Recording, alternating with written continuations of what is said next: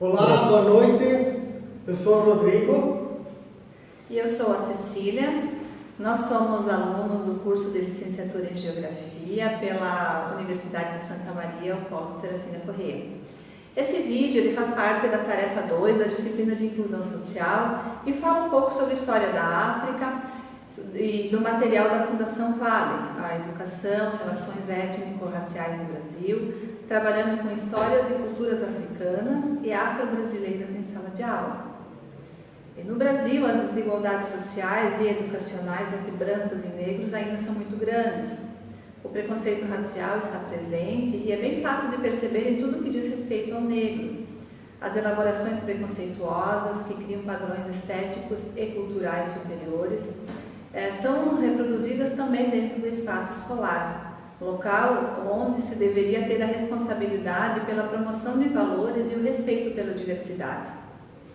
A partir da Lei nº 10.639 de 2003, a inclusão da história da África e dos africanos no Brasil, da cultura afro-brasileira e das lutas dos negros, tornou-se obrigatório nos currículos escolares de estabelecimentos de ensino público e privado. Essa lei, dirigida à educação básica, ela tem seus desdobramentos na formação de professores do ensino superior, expresso nas diretrizes curriculares nacionais, para a educação das relações étnico-raciais e para o ensino da história e da cultura afro-brasileira e africana. É isso aí. E não são unicamente os aspectos legais que colocam as pessoas frente à história da África. Não é possível entender a história do Brasil sem compreender suas relações com o continente africano. A África está nos brasileiros, em sua cultura, em sua vida, independentemente da origem familiar. Sendo brasileiros, carregamos dentro de nós muito da África. A história da África se confunde com a história da humanidade. A África é o berço da espécie humana, pois lá surgiram as primeiras formas de vida em grupo de homens e mulheres do planeta Terra. Ao longo da história, os nativos do continente africano relacionaram-se com os habitantes de outras regiões e continentes, e seus conhecimentos, produtos, criações e ideias circularam o mundo. A história do comércio dos escravos africanos trouxe cerca de 11 milhões de pessoas escravizadas para as Américas, e destas, 40% foram trazidas ao Brasil, em mais de 3 séculos de tráfico. Esse doloroso e duradouro movimento histórico fez com que ambas áreas do planeta passassem a manter contato permanente e sistemáticos com a África, em um intercâmbio de pessoas, ideias, tecnologias, ritmos, visões de mundo e etc. Atualmente, culturas de matriz africana se fazem presente em diferentes sociedades do mundo. Cabe aos educadores conhecê-las e estudá-las, para entender o mundo de ontem, de hoje e ajudar a pensar no mundo de amanhã. Isso significa mais do que cumprir uma determinação da lei. É fazer valer o compromisso de uma educação que combata a exclusão e estimule o conhecimento e o respeito pelas diferentes origens da cultura e da sociedade brasileira. Muito bem. Ao iniciar os estudos sobre a história da África, é necessário tomar cuidado de como abordar o assunto, a fim de não generalizar ou simplificar um tema tão delicado. Não há como uniformizar atitudes, condutas e posturas, e idealizar-se um negro sempre ao lado da justiça e da solidariedade. Não se pode tratar o negro somente como uma vítima, pois isso também é uma forma de preconceito. O que se pode e se deve ressaltar são os exemplos de valores humanos presentes nesta raça e que durante muito tempo injustamente foram negadas e tornadas invisíveis para a sociedade dominante.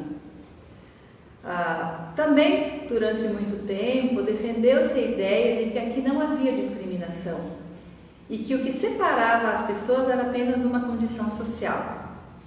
Na atualidade, não somente se observa pelos dados de demografia da pobreza brasileira que ela tem uma inequívoca marca de cor. A história e a vida de afrodescendentes no país revela a convivência permanente com o preconceito e os seus efeitos perversos. Para entender melhor isso e poder passar com mais segurança em sala de aula, é necessário dedicar-se ao tema. É necessário estudar, ler, informar-se sempre mais. Afinal, o que está em jogo é muito mais do que a competência profissional dos educadores. É o compromisso com um país mais justo e com um mundo melhor para todos. Bom, um ponto importante a ser destacado são as manifestações culturais de matriz africana no Brasil, que muitas vezes são reduzidas ao campo chamado de folclore. O conceito de folclore que remete às tradições e práticas culturais populares. Pode-se desmistificar a ideia de folclore presente no senso comum e, igualmente, mostrar como é complexa e sofisticada a cultura negra brasileira. É preciso problematizar a inserção da cultura africana no contexto, criando uma identidade e estimulando o orgulho de pertencer a ela. No que diz respeito a religiões de matriz africana e ritmos, danças, brincadeiras que atualmente existem na cultura popular brasileira, podemos dizer que algumas de suas bases podem ser encontradas na África, mas nunca na forma original. O candomblé, a capoeira, a congada, o maracatu são manifestações culturais nascidas no Brasil e têm fortes marcas da história da escravidão no país, da mistura dos povos africanos que ocorreu aqui e das relações que criaram entre si com a sociedade local. Essas manifestações são africanamente brasileiras. O que devemos ter atenção e refletir constantemente é que a África é um continente amplo, com diferentes grupos humanos, com línguas, costumes, tradições, crenças e formas de ser próprias, construídas ao longo de sua história. Assim, dizer o africano ou a africana como uma ideia no singular é um equívoco. Pode-se até utilizar esses termos quando se trata de processos históricos vividos por diversos nativos da África, no caso do tráfico dos escravos africanos, mas sempre tendo em mente que não se trata de um todo homogêneo, mas sim de uma ideia genérica, que inclui alguns indivíduos em situações muito específicas. Nesses casos, vale dizer, de modo geral, africanos ou negros africanos. Contudo, deve-se evitar atribuir a essas pessoas qualidades comuns, como se fossem tipos característicos. Ok.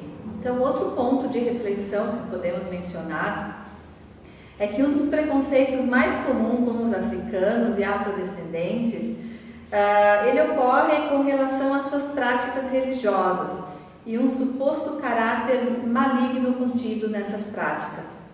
Esse tipo de afirmação não resiste ao confronto com nenhum dado mais consistente de pesquisa sobre as religiões africanas e a maioria das religiões afro-brasileiras. Por exemplo, a figura do demônio, ou seja, um ser que reúne em si toda a maldade, ela não existe nas religiões africanas.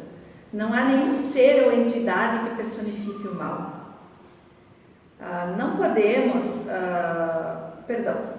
as religiões de matriz africana no Brasil, em sua maioria, tampouco reconhecem a existência espiritual de uma entidade completamente má.